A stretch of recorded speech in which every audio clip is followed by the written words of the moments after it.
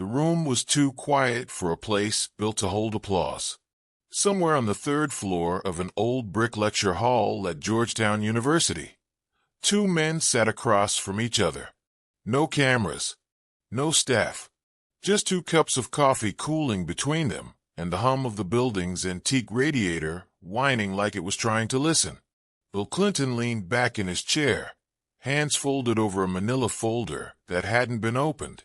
His hair had thinned, but not his voice. His blue eyes still held that peculiar warmth, one part charm, one part warning. Across from him sat J.D. Vance, younger, cleaner, sharper, his face more rigid than Clinton's ever had been. His sleeves were rolled up, his tie loosened but still present, like he couldn't decide if he was in a fight or a forum. They hadn't spoken in 5 minutes. The silence wasn't awkward. It was charged, like the air before a thunderstorm. "I never thought I'd see you in this room," Clinton said finally, voice smooth as ever. J.D. didn't blink. "I came because I was invited, not because I need your blessing." Clinton smiled. "You think I care who asks for my blessing?" J.D. leaned forward. "I think you care that people like me exist at all." Clinton tilted his head. "People like you? What does that mean, son?" "People who didn't grow up in mansions or take law degrees for granted. People who don't quote statistics, they live them." Clinton laughed once, low and dry. "I was born in Hope, Arkansas. Dirt floors and an alcoholic stepfather. Don't talk to me about statistics, son." "But you forgot that," J.D. said.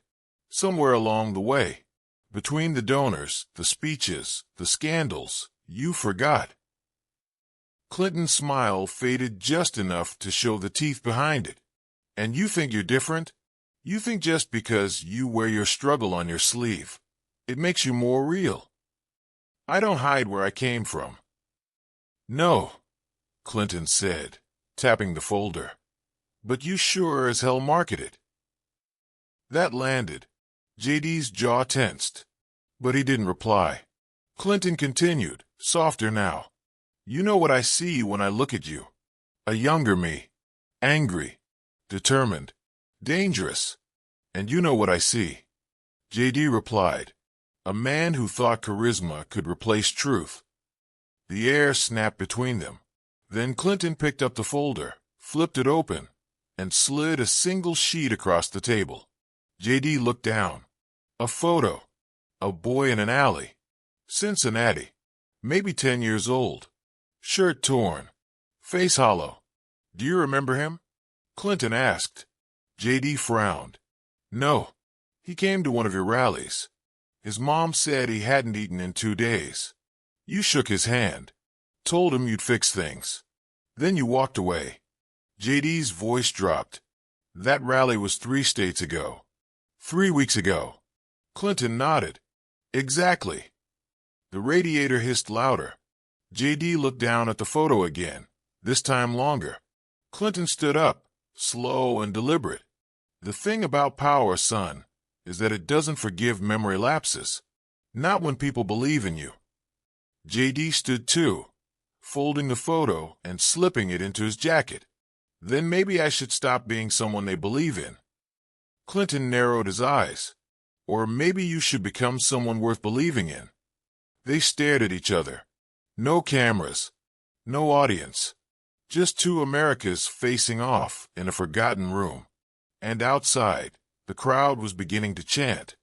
Outside the building, a storm was building, not in the sky, but in the streets, in the whispers, in the phones pulled from pockets as people began to sense that something important was happening behind those heavy oak doors.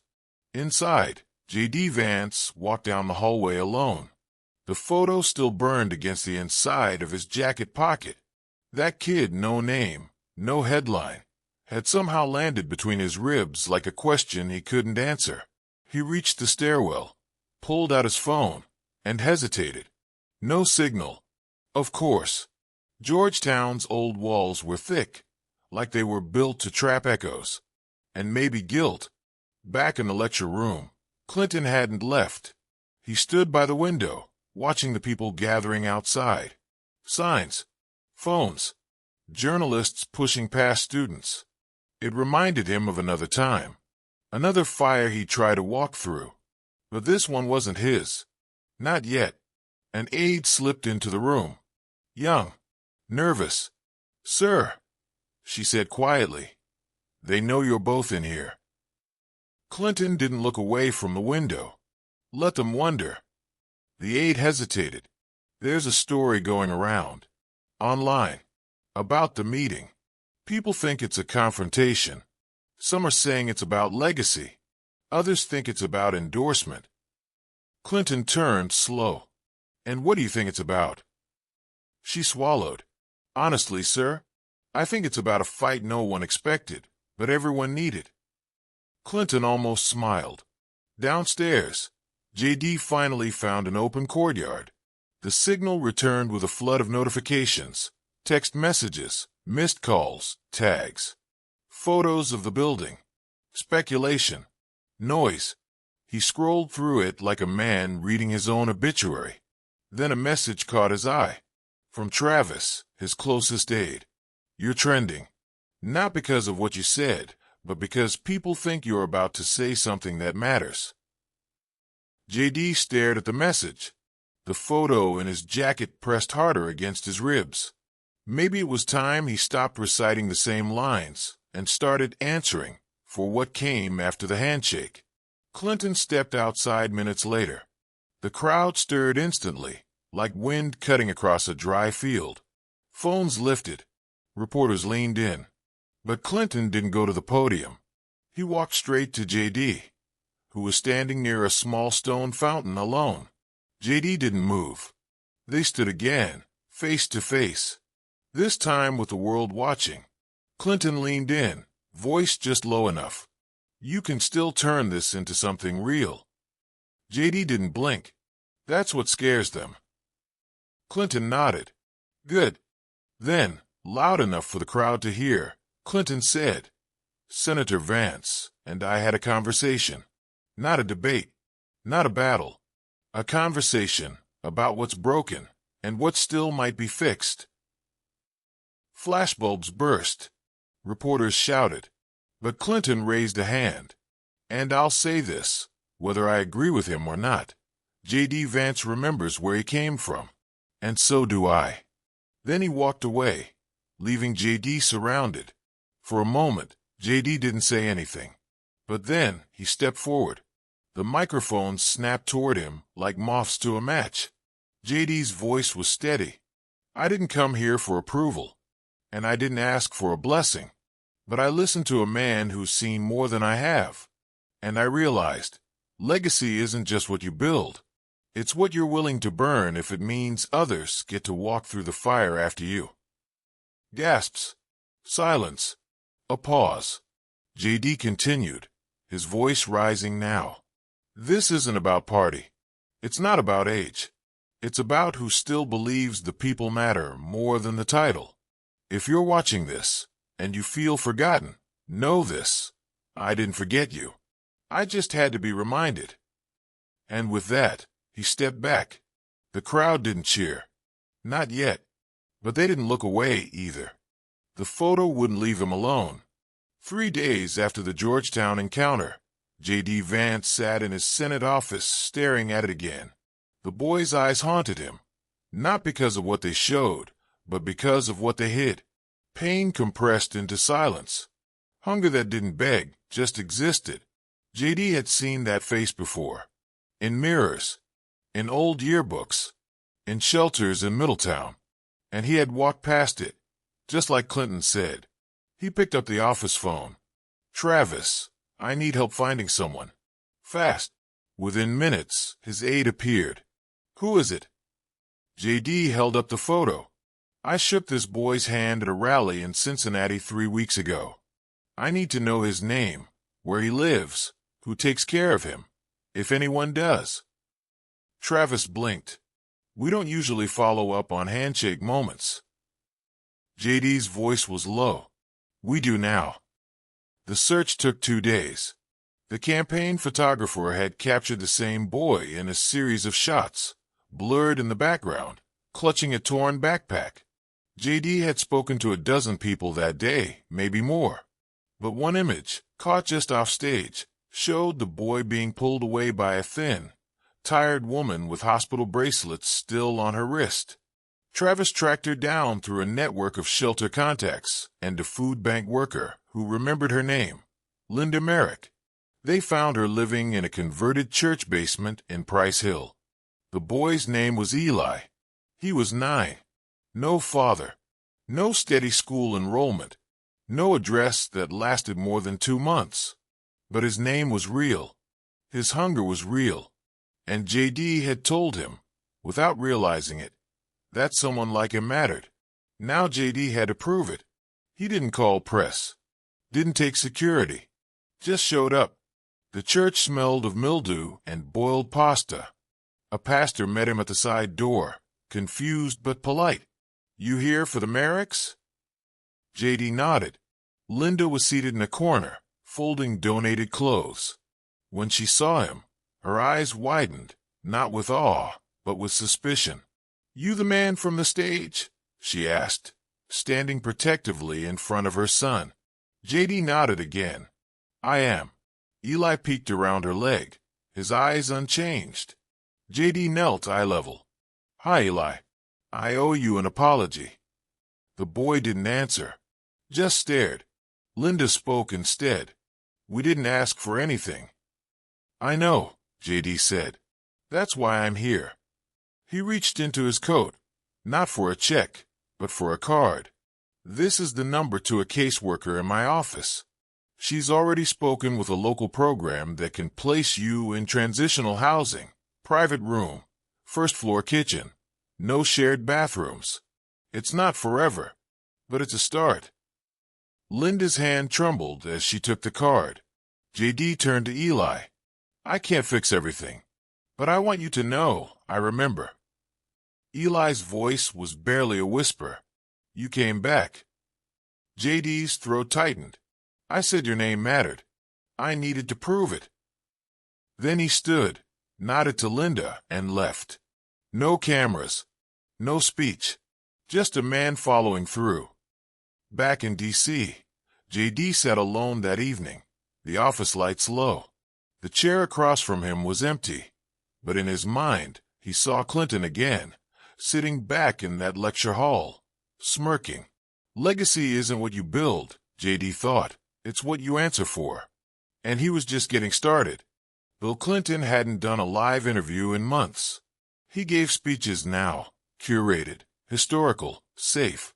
Foundations, universities, panels where no one asked real questions. Just gave him time to reflect. But something about the encounter with J.D. Vance lingered. It wasn't the argument. It wasn't even the photo. It was the fire. The sense that something in the country had snapped loose, and maybe, just maybe, it wasn't going to be the polished class of legacy leaders who would put it back together. Maybe it was time for people like J.D. And maybe, Clinton thought, not only was that okay, maybe it was necessary. The invitation came quietly. NPR's Morning Line wanted a recorded segment. Casual, non-confrontational, reflections on leadership. Clinton said yes. When the mic went live, the host smiled through the intro. "Today, we're joined by former President Bill Clinton, who's here to talk with us about political legacy, public service, and how America's past shapes its future." Clinton leaned forward, voice low, steady. "You know," he began, "legacy is a funny thing. You don't get to decide what people remember. They do. You can only decide what kind of weight you leave behind." The host smiled. "That's very Bill Clinton of you." Clinton chuckled. "Maybe. But I want to say something I've never said publicly. About a man I just met." The host tilted forward. "A few days ago, I sat in a room with Senator J.D. Vance," Clinton continued. "We didn't agree on everything. Frankly, we don't agree on most things. But I saw something in him I haven't seen in a long time. I saw honest urgency. Not polished. Not rehearsed. but hungry for truth, for action. The room behind the glass went still. Clinton kept going. I challenged him, gave him a picture. Just a moment to handshake a boy. I told him he'd walked away. You know what he did? He walked back, found the boy, helped him, quietly, not with a speech, but with presence. The host blinked. You're endorsing him? Clinton shook his head. No, I'm doing something harder. I'm saying he might be right. The interview aired the next morning. By noon, it had gone viral. Headlines split down the middle. Clinton bows to Vance. 2 generations, one reckoning. When empathy outruns partisanship. J.D. Vance watched it from his car, pulled over outside a diner in Virginia. He didn't smile, didn't nod. He just listened. Clinton's voice played through the speaker. Maybe the next great leader won't come from the usual places. Maybe he already has. And maybe the best thing an old man like me can do is step aside with grace. J.D. turned off the radio, stared through the windshield. In the reflection, he didn't see a politician. He saw a boy who'd once sat in a Middletown living room with holes in the drywall, watching TV on mute, dreaming of this. But he also saw the truth Clinton had laid bare. It wasn't about being right anymore. It was about being ready. The Capitol was quiet that morning. Outside, camera crews waited behind metal barricades, guessing at entrances. Inside, janitors polished marble floors like nothing was changing. But something was. J.D. Vance stood in the rotunda alone, reading a folded letter for the 5th time. It was from Bill Clinton. No return address. Just a thick envelope with a single sheet inside, handwritten. The same slanted scrawl that once signed peace accords and pardons. J.D., you remind me of someone I used to be proud of, before the noise got too loud and the mirrors stopped showing the truth. You don't need my approval. You already have the people's attention. But let me say something I wish someone had said to me when I was younger. Speak slower, mean more, and never forget the cost of being seen. You won't always get it right. Lord knows I didn't. But if you keep showing up for the ones no one else sees, you'll be worth every second of their faith. The spotlight moves. Legacy doesn't. Good luck, kid. Bill. J.D. folded it carefully, sliding it back into his inside pocket, the same place he'd kept a photo of Eli. It felt like something had closed, but not ended. 2 days later, J.D. was back in Middletown. No staff, no jacket, just a hoodie, jeans, and his boots dusty from walking past the chain-link fences of his childhood. He stood outside a shuttered supermarket, where he once begged his mom not to steal powdered formula. She had, and he had carried that memory like a bruise under his ribs ever since. Inside the old lot, a nonprofit had opened a temporary community tent, free meals, job listings, showers in the back. J.D. hadn't planned on speaking, just visiting. But people noticed him anyway. A woman with tired eyes asked, "You J.D. Vance?" He nodded. She tilted her head. "You really care, or are you just campaigning?" J.D. thought about that question, about Clinton's voice saying, "You market your struggle," about the boy in the photo, the handshake, the silence, and he answered honestly. "I used to think caring meant solving everything," he said. "Now I think it means staying, even when you can't." She nodded once, quietly. "That's fair." He stayed. For hours. Helped load boxes. Listened. Talked to a young man who said, "You're the only person who ever came back." Not a senator. Just a neighbor. Across the country, Bill Clinton sat on a worn front porch in Chappaqua, watching the leaves fall. His wife was inside reading. No phones. No handlers. Just him and a cup of weak coffee, reheated 3 times. A manila folder lay on the table beside him. Articles printed from the internet. Vance visits shelters. Senator speaks at opioid clinic without press. Small stories. Not flashy, but real. He picked one up, stared at the photo. JD crouched beside a man in a VA coat, listening, not performing. Clinton didn't smile. He just nodded, because sometimes the last word didn't belong to you. Sometimes it belonged to the person willing to stay when the stage lights went dark.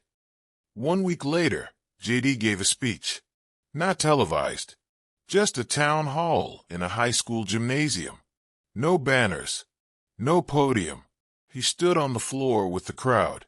Someone once told me that legacy is what you're willing to burn, he said. I think it's also what you're willing to carry, even when no one's watching. He paused. This country doesn't need another savior. It needs someone who remembers why it hurts, and who doesn't flinch when it does. The applause came slow, then steady. Later, someone asked him what he thought of Bill Clinton's remarks. JD smiled. I think the old man still had one last fight in him, he said, and I'm honored he spent it on me. That night, alone in his office, JD pulled out two things. A photo of Eli, now smiling in a school uniform, and the letter from Clinton. He pinned them side by side on the corkboard, not as trophies, as reminders. One of the man he had become, and the other of the man he refused to become. And somewhere between memory and mercy, two Americas shook hands, not in triumph, but in truth. If you like the video, don't forget to subscribe and press the like button.